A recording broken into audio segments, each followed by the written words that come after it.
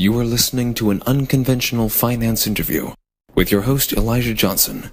Find us on the web at youtube.com/unconventionalfin.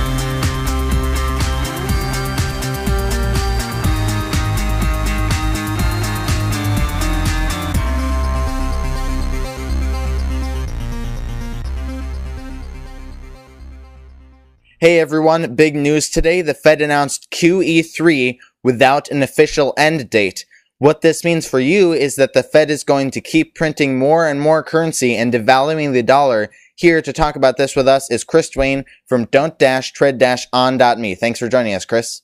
It's good to be back, Elijah. It's great to have you back. We haven't talked to you in a while. So before we talk about the Fed's announcement, I wanted to catch up on what you've been doing. I heard that you took a trip to D.C. and met actually with Ron Paul. Can you tell us about that? Yeah, it was actually Ron Paul's last congressional hearing of his, entire congressional career. And it was on the introduction or the possibility of introducing parallel currencies into the United States market and allow for competition of currency, which is something that I fully support. So Dr. Paul invited down Rob Gray of the American Open Currency Standard. And when Rob saw that he could have pretty much an open rein on writing something or entering something in the congressional testimony, he actually reached out to me and asked if I could help write his opening statement.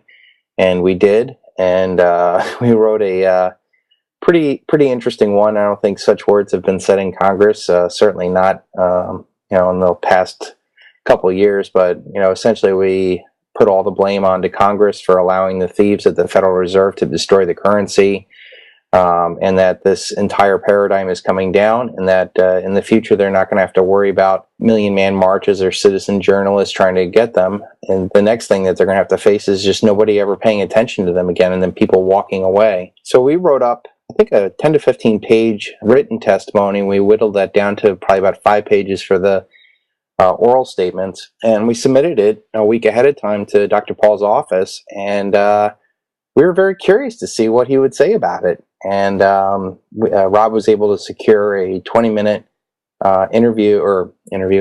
meeting with Dr. Paul in his office, and we asked him, Dr. Paul, did you get to read what we wrote? And he said he didn't, but his chief of staff did. And, the only thing that she left with us is, don't be so combative with the congressman as we're trying to bring them along to our side and slowly. And I don't know, I was, not that I expected Dr. Paul to read everything that comes across his desk, but, we were invited down there by him.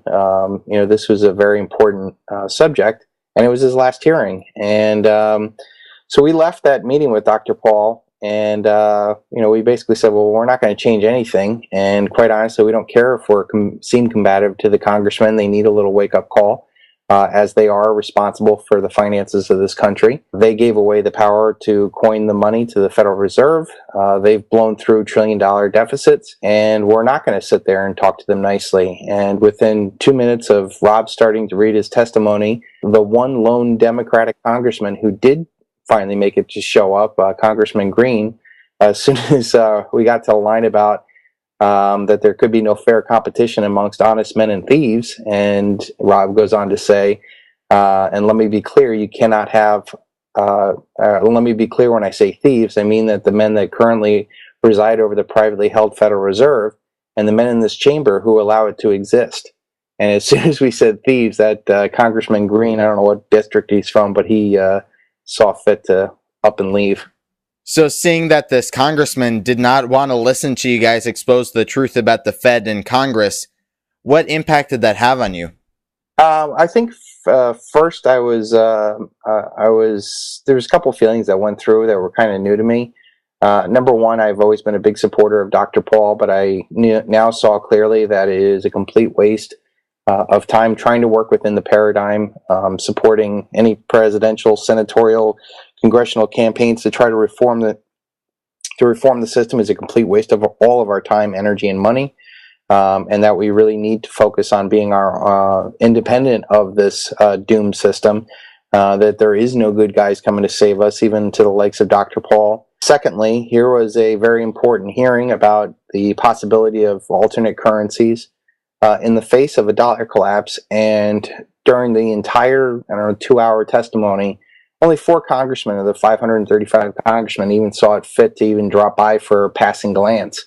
It was literally 5 minutes before the actual hearing that Rob asked Dr. Paul, well, how many congressmen do you think will show up? And Dr. Paul goes, I hope one does, because we won't be able to have the hearing without one. And I was like, really?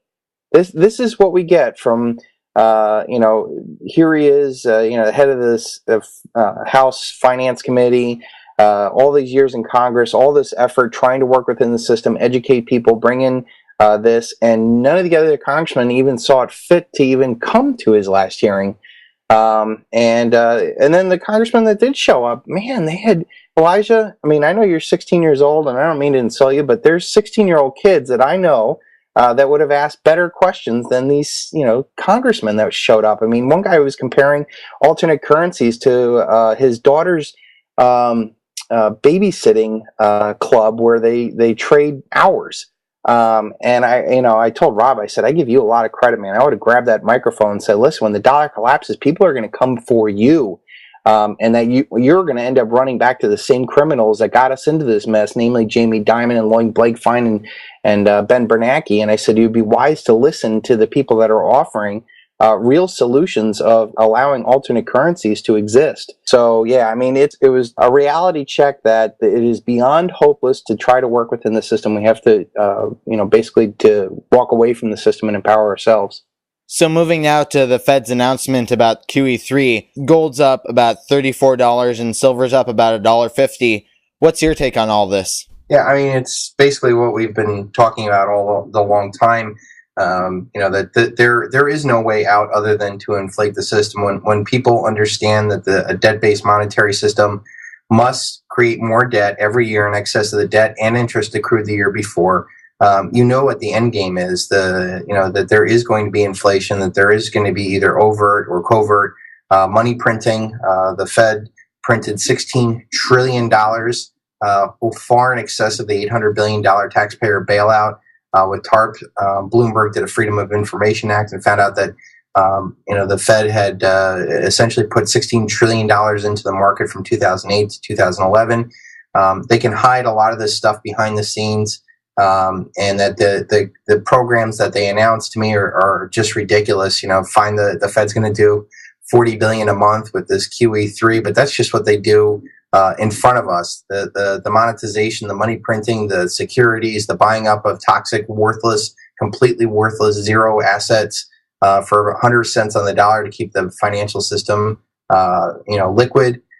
This whole thing is an illusion, and at some point, folks, this is going to come like a thief in the night, where all these markets, all these interventions, no one will believe Bernanke, no one will believe Obama or Romney are the one and the same, and that people will lose faith in the system completely. That's what hyperinflation is. It's not a monetary or a fiscal event. It's a psychological event. People will be tired of hearing the exact same lies over and over again, and when the propaganda that they're playing in the financial markets and in the media don't reflect what's currently going on the street. And we're seeing that already. We're seeing millions of people who are displaced. People are leaving the banking system. People have been permanently out of the job market. At some point, these folks are going to go, you know what? I can't trust these guys. And you know what? I can't trust their media. I can't trust their financial institutions. I can't even trust the dollars that I'm holding.